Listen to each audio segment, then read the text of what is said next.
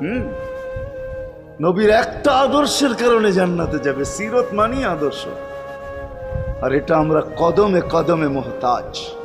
কেননা এই ছোট জীবনটা যদি গ্রহণযোগ্যতা পর্যন্ত পৌঁছাইতে হয় আল্লাহর কাছে, চাই নারী হই, চাই যুবক হই, চাই বৃদ্ধ হই, যেই মানুষই হই না কেন, যেখানেরই হই না কেন, যেই বাসারই হই না কেন, যেই বর্ণেরই হই না কেন, যেই পেশারই হই না কেন, যেই সোসাইটিরই হই না কেন, এই জীবনটাকে যদি গ্রহণযোগ্যতা পর্যন্ত পৌঁছাইতে হয় কার কাছে? দুনিয়াওয়ালাদের কাছে না, মালিকের কাছে, যিনি এক ফোঁটা পানির থেকে অস্তিত্ব দিছেন, যার কাছে আবার আমাদেরকে ফিরা যেতে হবে।